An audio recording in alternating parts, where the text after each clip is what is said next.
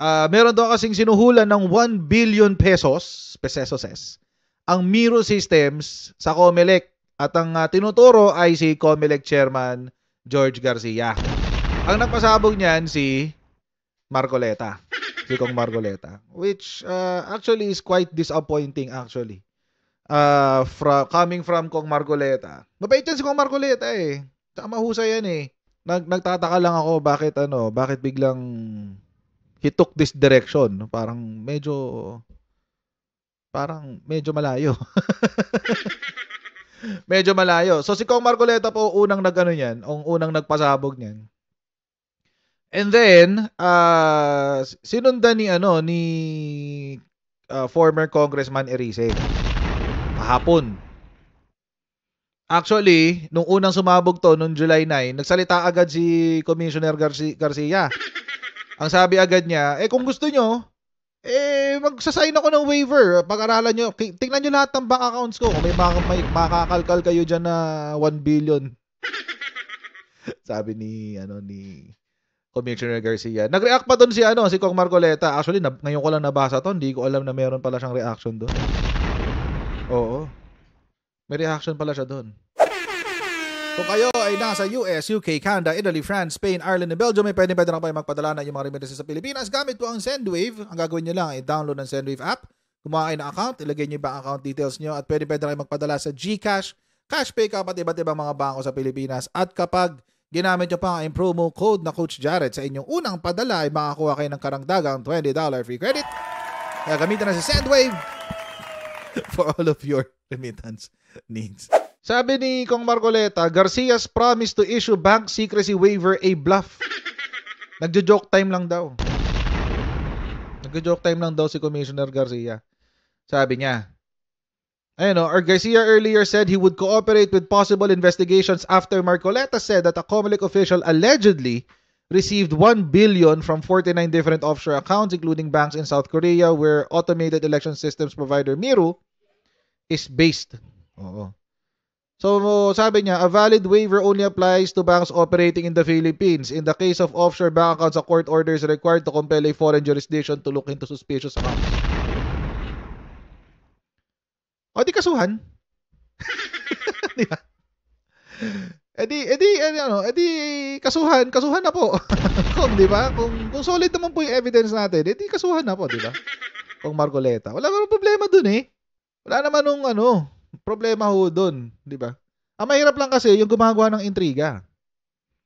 That being the case, any inquiry on investigation to these reported accounts in foreign banks that are beyond Philippine jurisdiction must require the involvement of the foreign governments and shall be subject to the respective bank secrecy laws and foreign jurisdiction.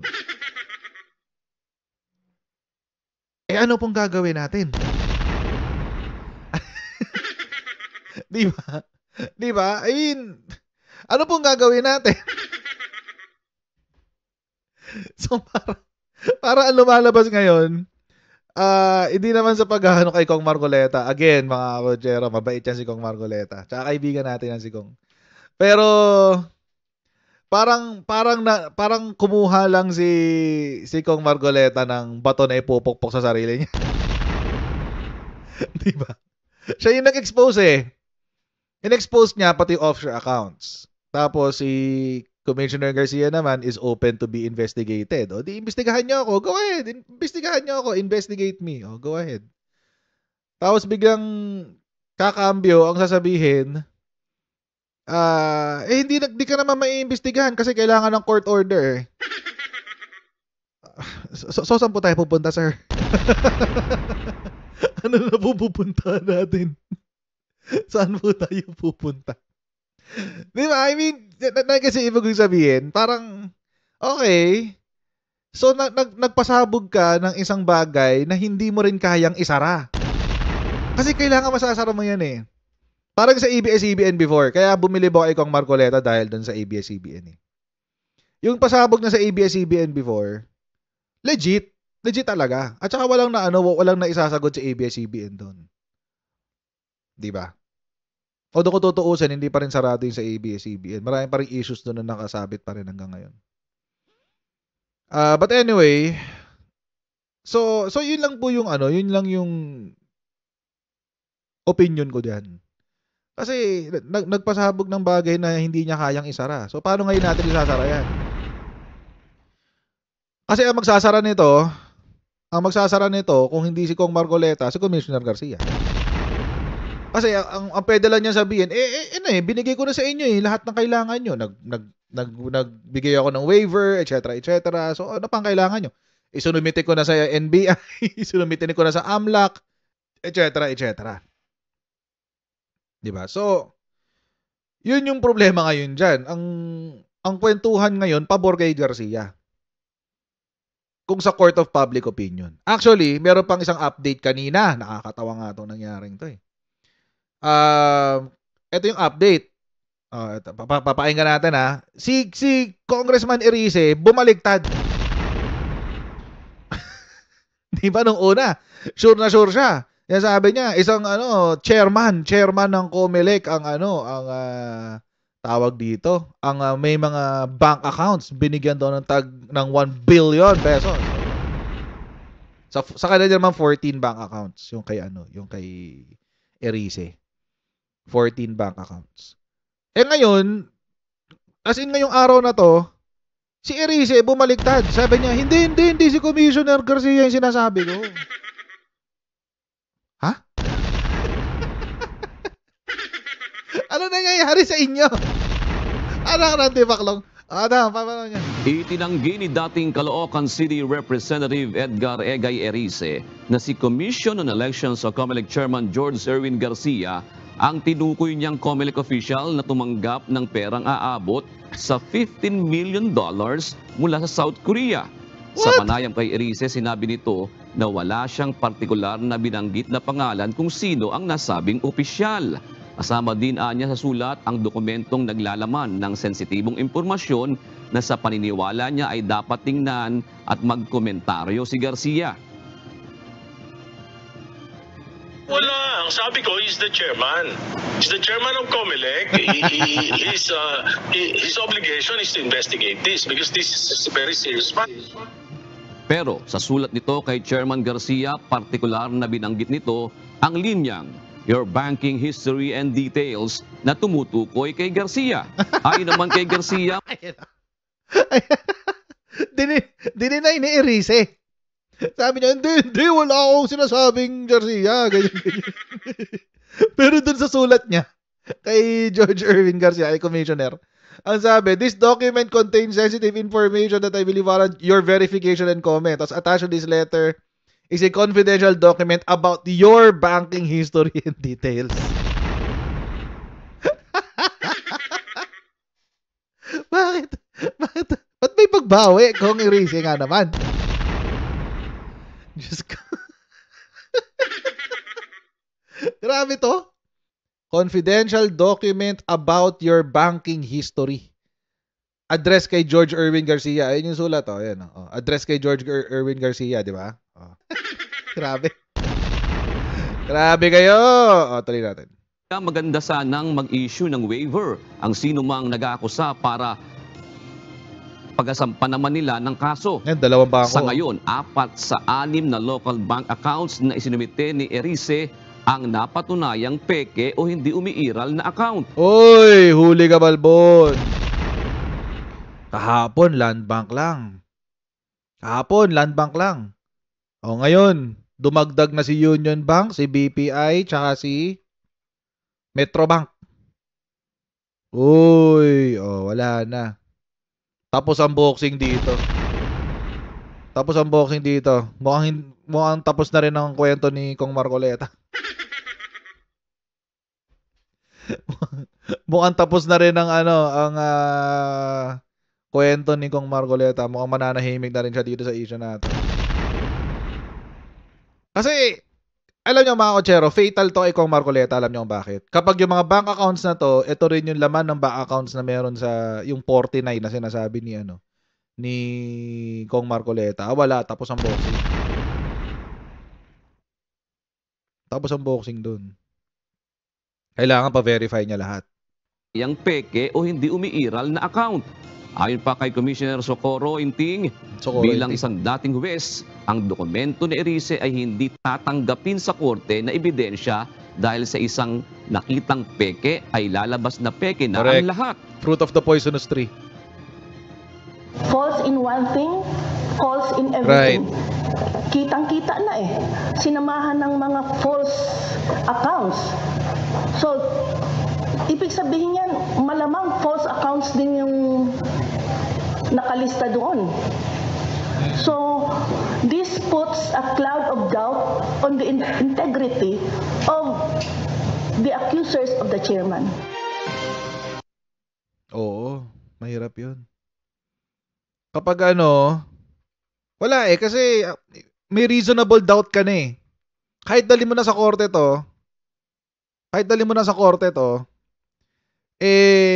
dahil doon sa 4 lang yan out of 14, 4 lang yung fake accounts. Wala na, reasonable doubt na yun. Tapos na yun, wala na. Kung sa korte to at si Commissioner Socorro Inting yung judge, tapos na. Wala na.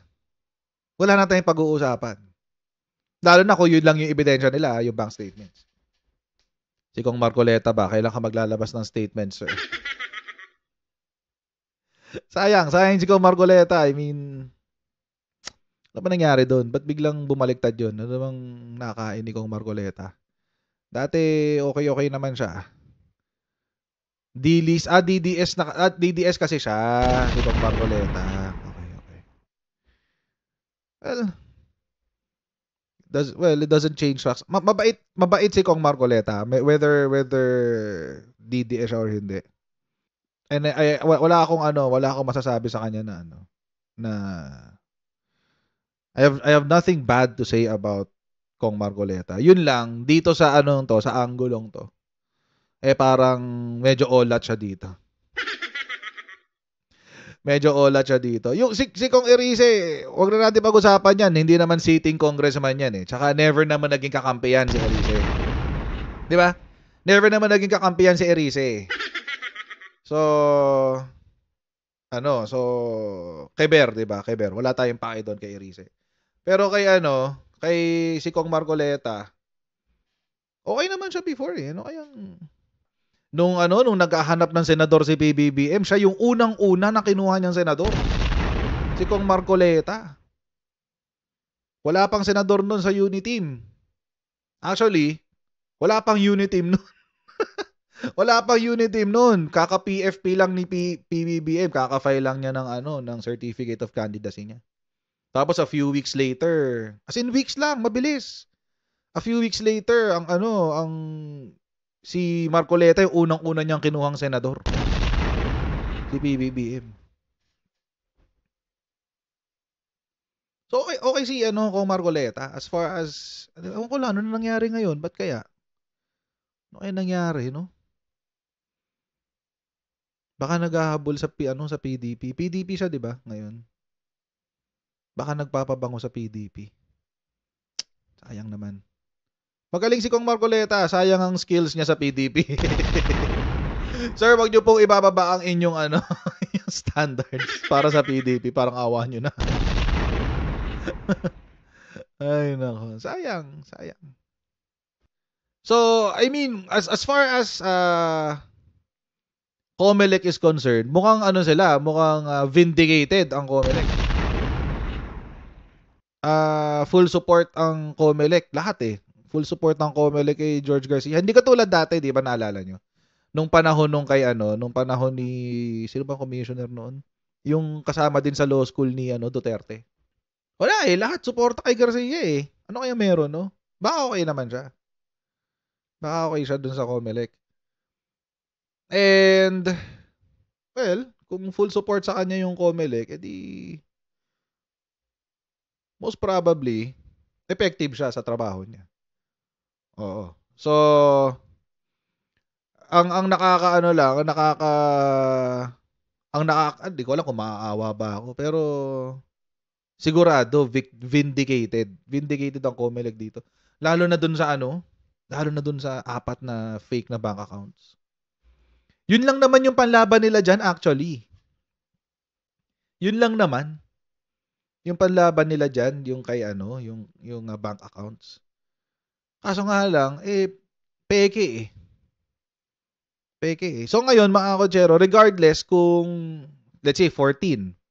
Let's say, sa 14 na yon, 4 lang talaga yung peke, sabihin natin. For example lang naman, 4 lang talaga doon yung peke, pero yung 10, totoo.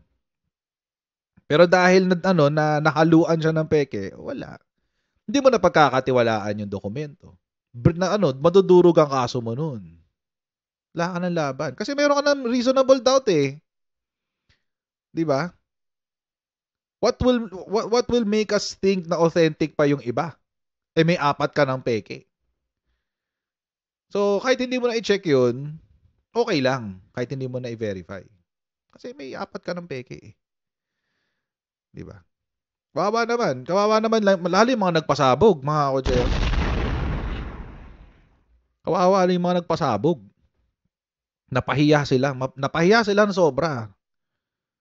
Feeling ko etong si Erice naghahabol ng easy fame kasi baka tatakbo uli sa 2025, we don't know. 'Di ba? Si Kong Marcoleta naman. Kaya nagtataka kay Kong Marcoleta, hindi naman niya kailangan gumawa ng ganyang mga publicity stunt. 'Di ba? Hindi niya kailangan gumawa ng mga publicity stunt. Ang weird lang nung publicity stunt niya ngayon. Kasi ganun nga yung ending eh. Parang nagmumukhang ganun ngayon yung sistema na parang publicity stunt lang siya. For the 2025 elections. And parang ang pangit, 'di ba? Parang 'di ba? Marcoleta ka na eh. Kung Marcoleta ka na tapos nakiano ka pa dyan sa mga ganyang klaseng kwentuhan. Ay, nako. But anyway, ganun talaga. Wala tayong magagawa.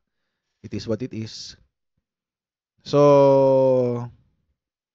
abangan ang susunod na mga kabanata. Kasi, kung ang sinabi ni Kong Marcoleta nga na lang to, bluff lang yung sinabi ni Commissioner Garcia, baka mag-iintay tayo ng habla. Malamang sa malamang, may investigasyon siyang gagawin patungkol dyan. We don't know. Let's see. So hanggang dito lang po muna tayo for today's video. Maraming po salamat sa inyong patuloy na pagsuporta sa ating channel. At huwag niyo po kalimutan mag-subscribe kung nagugustuhan niyo po yung ating mga content. At pakishare po yung ating mga video sa inyong mga social media accounts. Napakalaking tulong po sa atin yan, mga kotsero. And paki-follow na rin po tayo sa ating Facebook page, Jared Pulido. And I'll see all of you in our next live stream. God bless everyone. See you next time. Bye!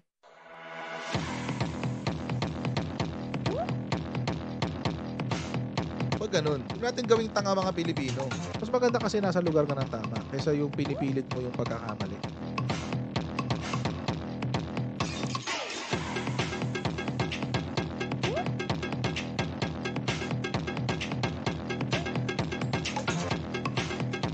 Are they willing to go that far? Hindi makakalimutan ng Pilipino yan hanggat di nasasagot niya. Sino ngayon nagsasabi ng totoo?